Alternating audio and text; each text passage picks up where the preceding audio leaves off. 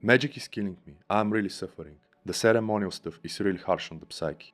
This is a comment I got recently, and since Magic can get intense, I decided to address it, hopefully helping others. I'll offer 7 tactics to deal with such experiences, preventing burnout and improving your practice.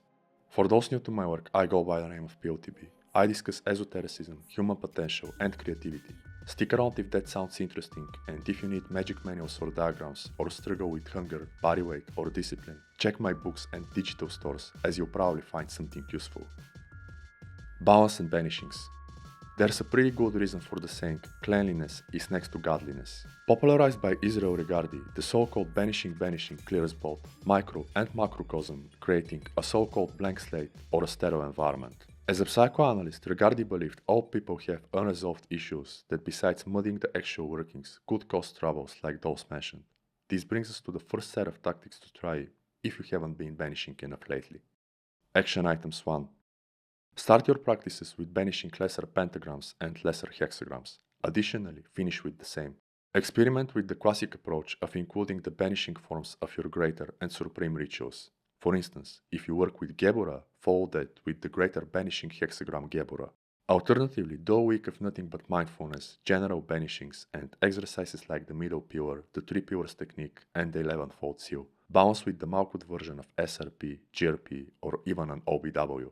On the contrary, if you have been banishing a lot, emphasize invoking and operant fields. And if you have been working with a force for too long, actively invoke the opposite for a period. For instance, Hesed Gebura, Netzach Hot, Far Water, etc. Whatever the case, journal to track any potential changes and how you feel. License to depart. A charge of intent is the main part of any working, yet a license to depart is just as crucial, and this brings us to action items 2. Ensure to include a license to depart after your workings. Like with the charge of intent, acknowledge the hard names and stay mindful of potential changes. Structure and alchemy.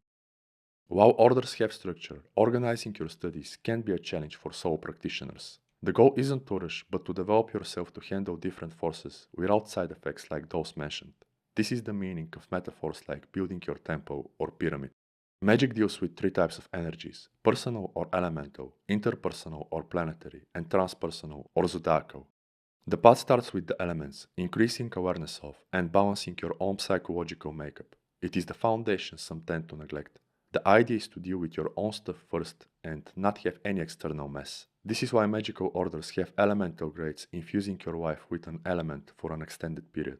So let's be inspired by them and see what you can do as a solo practitioner. Action items 3. If you haven't done that already, your best bet is to work with the elements one at a time. And if you're into biohacking, think of it like cycling nootropics or dots to optimize performance. The techniques to use is the simplified or more streamlined greater pentagram, GRP, and the classic and more intricate supreme pentagram, SRP. The caveat is that the first is purely elemental, while the second actually incorporates the cherubic sign working through the element.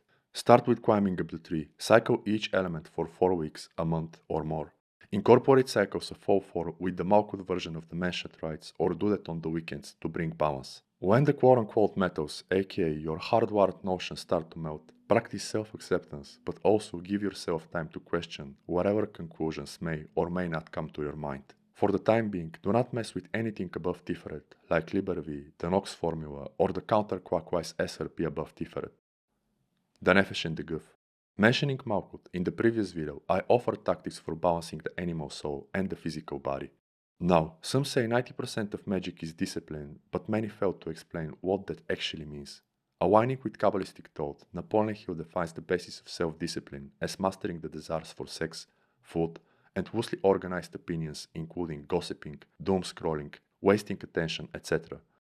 Action items 4. By adding bodybuilding and a holistic way of living, you approach the work in a much more grounded and balanced way. Neglect these, and you risk turning your cravings into mindless obsessions fueled by the very forces you invoke. Magic impacts your psyche, the vessel of which is your brain, which is part of your body. The more optimal your brain chemistry and hormonal balance, the better off you will be. POTB. Take breaks. Speaking of brain chemistry, it would be difficult to liken magic to nootropics, psychedelics, and performance enhancers. Nevertheless, it does enhance aspects of yourself which, if not properly dealt with, can cause the mentioned troubles. Action items 5. While I have yet to hear about person dying from magic, many actually turned Woonie. Consider the never published Libernuts. Use people like Newbra as an example, and 1. Take ownership of your journey, incorporating breaks as needed, and 2. Remember that the goal is self-mastery, not proving yourself tougher at the expense of your well-being. Different magic. We live in the golden age of magic, expanding beyond rituals. This includes so many kinds. Web says many are not even labeled as such. Whatever the case, nobody forces you to use one or another.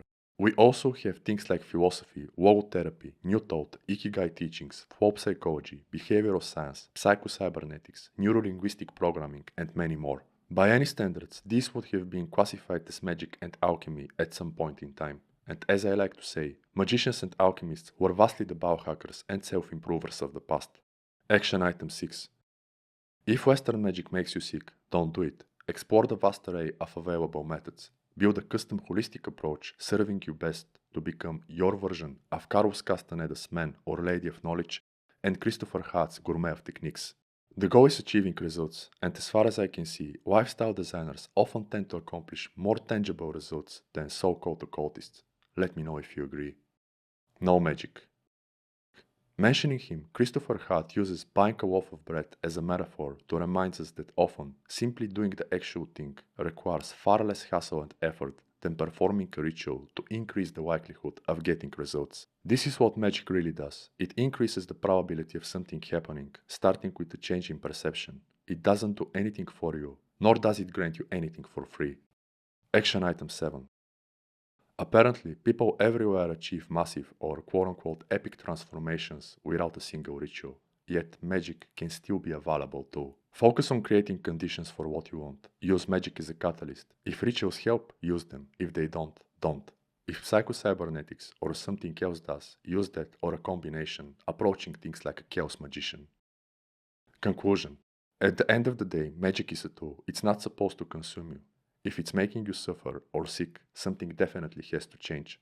Refine your approach, take breaks, or even step away for a while.